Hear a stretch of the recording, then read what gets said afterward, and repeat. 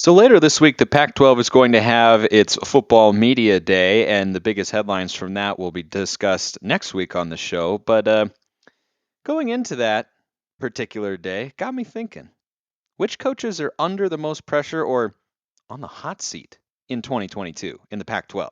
Let's go. Locked On Pac-12, your daily podcast on the Pac-12 Conference. It's the Locked On Podcast Network, your team every day.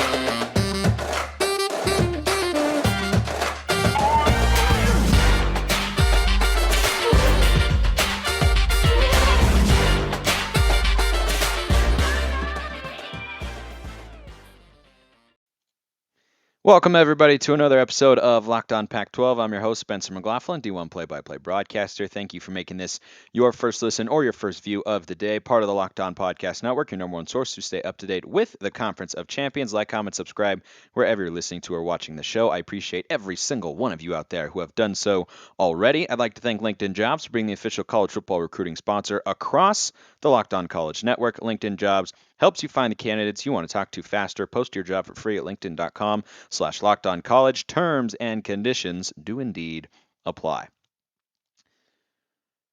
On the one hand, I'm excited for Pac-12 Media Day, and on the other hand, I kind of know what to expect. Every coach is going to be doing their best impression of whoever their respective favorite politicians are. Because what politicians do at least somewhat well, or at least well enough to the point where they get elected, is they don't answer questions that they don't want to answer. And there are going to be a lot of questions this Friday, about realignment. And I guarantee you, none of those coaches want to answer a single one of them. They're going to have to say something. It might be a Marshawn Lynch, I'm just here so I won't get fined situation, but they'll have to say something. And I guarantee you they would rather talk about the upcoming season and, which teams are going to be good and how are they going to be better than last year, and what about this guy or that guy. And I'm sure those questions will be there, which is what's going to be more fascinating. But the first question every coach is going to face is going to be something about realignment. I guarantee you, every coach who's sitting up there at the podium in his head, not out loud, because from what I understand, they're all pretty nice guys. Though I could see Chip Kelly being a little short with a media member if he gets asked a question about that too many times. Most of them in their head are going to be going, "Oh my gosh, can you just ask me about anything else?" But that's not how it's going to go. They'll have to get through it, and I look forward to all of that. But that's later in the week, and media day right around the corner got me thinking. Some coaches are under more pressure than others, and I think first-year coaches, one of whom I'll talk about to end the show today. First-year coaches have a different sort of pressure, but I think overall it's lessened. But I think someone like Kalen DeBoer, who I'm going to discuss on the second segment of today's show, is not under as much pressure as, say, Dan Lanning at Oregon because of the situation that they are inheriting respectively, or Lincoln Riley. I think Riley very clearly amongst the new coaches has got the most pressure. Well, let's go through the coaches who have the most pressure, who have already been there. I think only one is on the hot seat, but I think two should be at least wary of the fact that they might accidentally bump the seat warmer in their car to make it a little bit toasty. Number one, and this is the only coach who I think is actively right now on the hot seat, that's Herm Edwards. I was recording an episode for the future when I'm on vacation for a couple weeks with Richie Bradshaw of Locked On Sun Devils yesterday, and he told me something that was he called a conspiracy theory, and I said, I don't think that's a conspiracy theory. I think that's just a theory.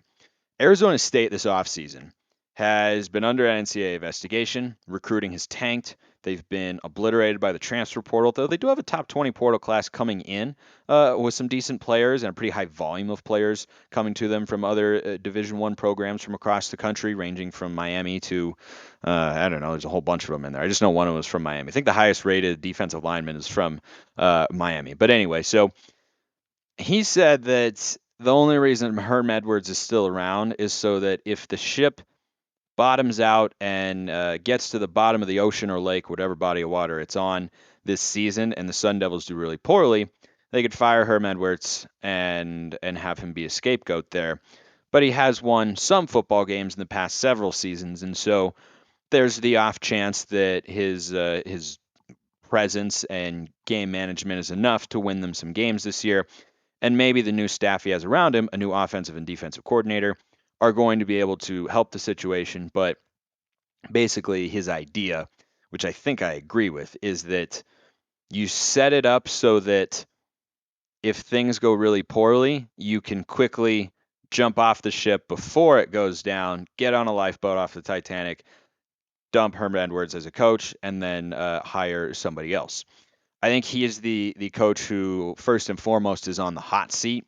I'll be interested to see, what sort of questions he gets asked this Friday about that situation. Not necessarily the recruiting violation investigation, and other words that end with ION in the English language, TION, but also just what he's going to say about everybody leaving via the transfer portal. Not everybody, but they lost something like 27 guys from last year's team, combined losses between the NFL draft and the transfer portal, and that's a lot. And there's just not that many returning starters.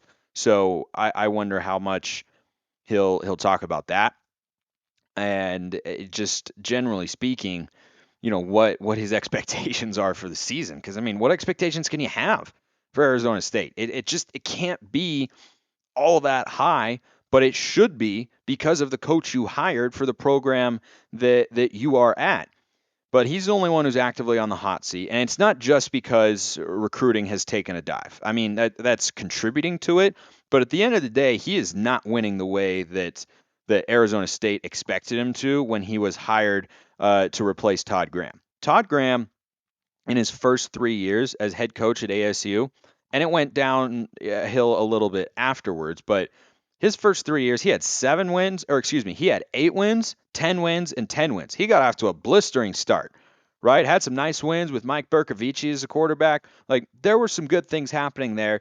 And then that was clearly the peak, and it fell off a little, and then it plateaued, and they decided to go in a different direction at the time. That pretty much looked like the right move.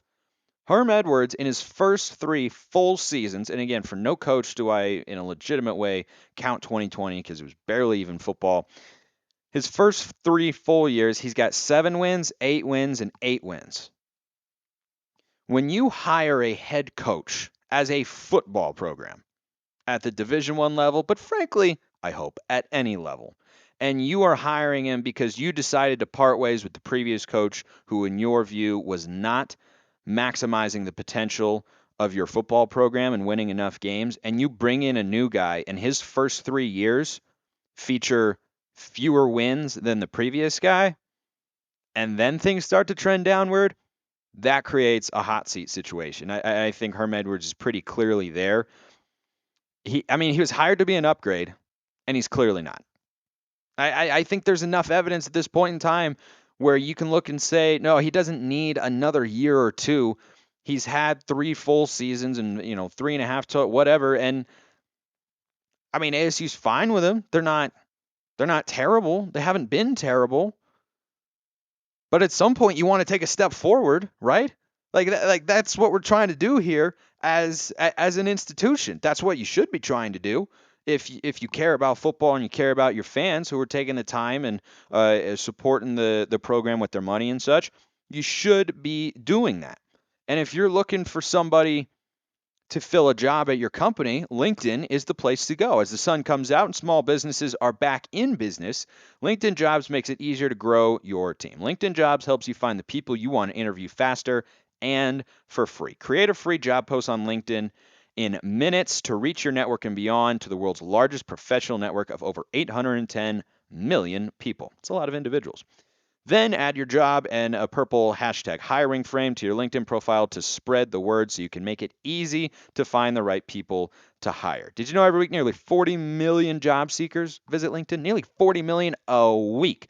There's a lot of qualified candidates out there. Post your job for free at linkedin.com/lockedoncollege. That's linkedin.com/lockedoncollege to post your job for free. Terms and conditions apply. I don't think it's an incredibly hot take to say Herm Edwards is on the hot seat, but it is a fascinating discussion when you bring up Herm because that resume that he has, 7 wins, 8 wins, 8 wins, there are other schools that would give him an extension if he didn't have an NCAA investigation. And maybe ASU would be content with that because they haven't been a disaster with him there, but it kind of feels like we've seen the ceiling. An 8, maybe a 9-win program, but does it seem like Herm Edwards is going to be able to steer the ship in a direction that gets you back to the 10-win mark? I think the answer is no. Another school that has got a head coach that I think should be a little bit more on the hot seat, but clearly is not, is Cal with Justin Wilcox. And because for reasons I can only attribute to Cal having some pretty low standards for what they deem as success on the football field, it doesn't even feel like he is under that much pressure, right? Herm Edwards is the only coach in the conference who is, before the first game kicks off on the hot seat. That could change by the end of the year, right? If Chip Kelly doesn't have the sort of season that UCLA should, which better be at least 8, it should be at least 9 wins, frankly, and I think it could be 10 with the way their schedule plays out. If that starts to go south, his seat will get really, really hot, and it should, because if they were to finish under 500, there'd be, a lot of losing football in the time he's been there. But Justin Wilcox, it doesn't feel like he has that much pressure on him. He got a 6-year, $20.5 million extension this year after he was reportedly offered the Oregon job, and I think the Ducks, in some ways, dodged a bullet there. I think Dan Lanning has got a higher ceiling as a coach than Wilcox, who I think is a really smart and respected defensive mind. But I just haven't seen it yet. I haven't seen it to the point where it feels like a program bigger than Cal should want to hire Wilcox. Maybe he can turn that around this year, but in 4.5 seasons in Berkeley, he's 26 and 28. I mean, that's pretty pedestrian. And giving a 6-year, not just any extension, not a 2-year extension to see if he can write the ship, or a 3-year, give a 6-year extension to Justin Wilcox. If you're Cal, the message you're sending there by giving him a 6-year deal, and maybe the buyouts are more manageable. I'm not a contract expert, and I haven't read the whole thing word for word. But the message you're sending there is you feel that this guy is someone who can take your program to a much higher level than where it is now. They haven't been totally awful since he's been there, but they haven't been great either. It certainly has not been a rapid or dramatic turnaround. He did have he did have more wins each of his first 3 years, and then the pandemic year, like whatever, they were 1-3, but okay. And then this past season, though, you're coming off of a 2019 campaign in which you went 8-5 and dealing with the same challenges everybody else was.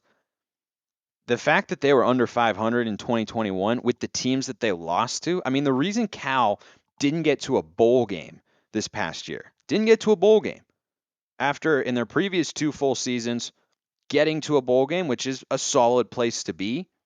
Like, I don't think Wilcox has been a total disaster as a hire. Like I said, he went 5 wins, then he went 7 wins, and then he went 8 wins. But they took a step back in 2021, and that's a concern.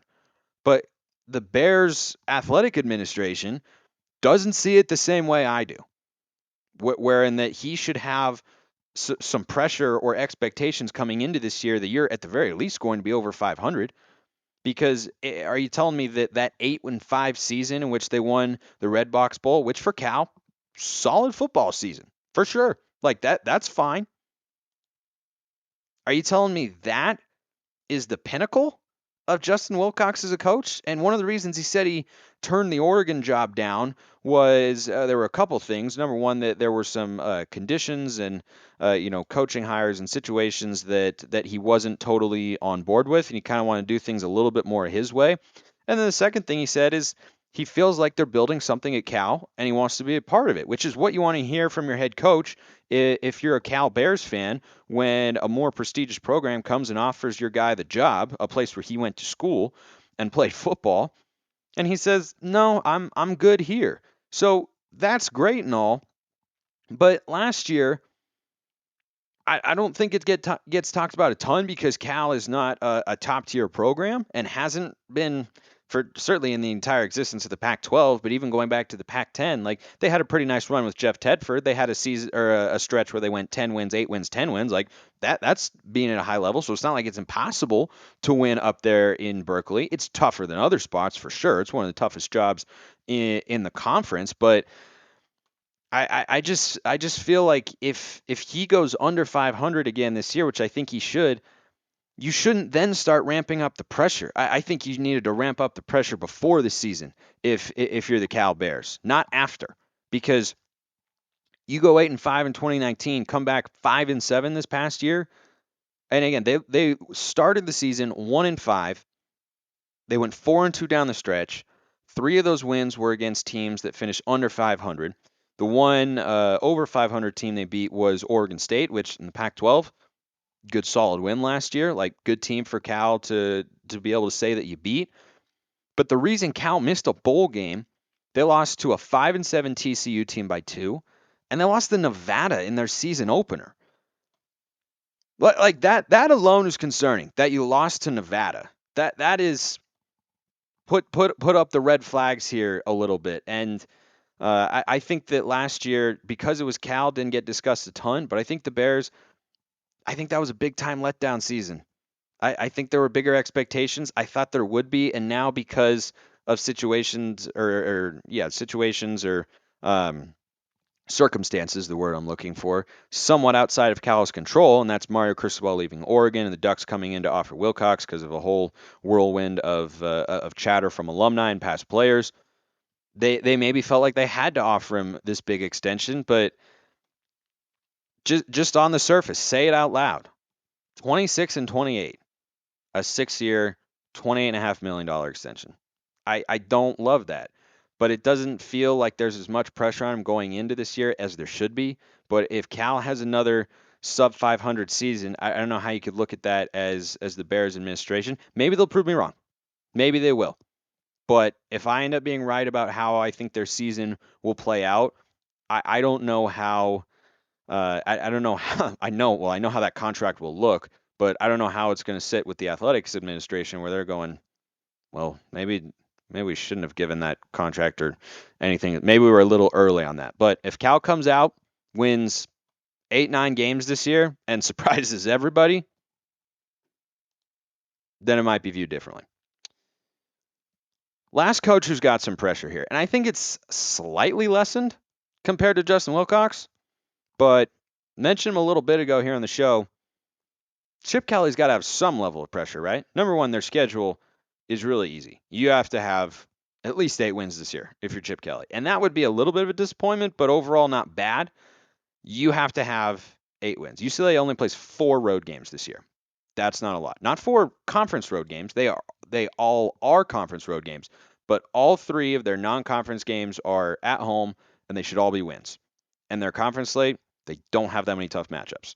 It needs to be at least 8, if not 9 or 10 wins this year for Chip Kelly. Because, I mean, he just got an extension, too, after having been tied to the Oregon opening that ultimately went to Dan Lanning. But if UCLA comes out and flops this year and they go 6-6, how do you not put him on the hot seat? I mean, seriously, go look at their schedule. It's pretty darn easy. And in the coming weeks, I'll be going through everybody's schedule here on the show. I already went through Stanford's a while back, though a lot of you were not following the show at that time, so might go through their schedule again and do a season prediction there for their record. But yeah, I think there's at least a semblance of pressure there. I think that's it in terms of coaches who could no longer have their jobs. I think at the end of the year or at the end of 2023, I think there's a different kind of pressure on a guy like Lincoln Riley, or there's a different kind of pressure on a guy like Dan Lanning, where they need to win at a high level. But if they don't win the way their fan base and university is hoping that they will in year one, they're not going to get fired. Like it's not going to be a hot seat discussion. It's going to be, okay, you need to start showing some improvement going into the next year. But I think both will be fine. But Chip, if they were to really flop hard without a major injury, like if DTR gets hurt, that goes out the window. That's kind of the only major injury we can point to, like wide receiver or even Zach Charbonnet getting banged up or someone on defense. Every team is going to go through attrition at some point, but if the Bruins were to go 4-8 because DTR gets hurt in their first game and is out for the year, that's a little bit of a different story. But you also have to be able to develop more than one quarterback if you're Chip Kelly, should that happen. Certainly not rooting for that to happen, of course, but it is a possibility. DTR has been hurt before, and he's a mobile quarterback, so it's always a possibility you have to consider. Finally, on the show today.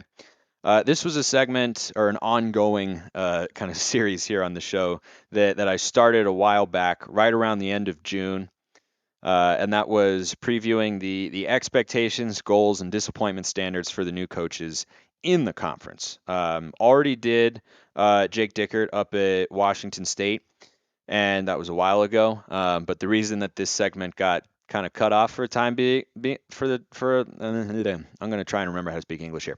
The reason that I stopped doing these for a little while, there was this little thing that happened. USC and UCLA decided just like leave the conference altogether. So that took some precedent here. But now it's starting to settle down, and we can get back into kind of 2022 goals, expectations, and whatnot. And at Kalen DeBoer in year one, we'll go expectations, a goal, and then a disappointment standard. I don't think the expectations for Washington this year can be too high because things went so wrong in 2021 in so many ways. You needed a complete reboot. I'm glad they got rid of Jimmy Lake because it was not going well and it should have gone a lot better than it did, but that was clearly a mess and that was the correct decision. I appreciate it when conferences or when teams within the conference that I'm covering and also supporting here on Locked On Pac-12 are willing to make those sorts of decisions where they step up and say, nope, this isn't good enough, cutting you out. And I thought that was the right move. We'll see if DeBoer is the right hire. It's off to a pretty good recruiting start.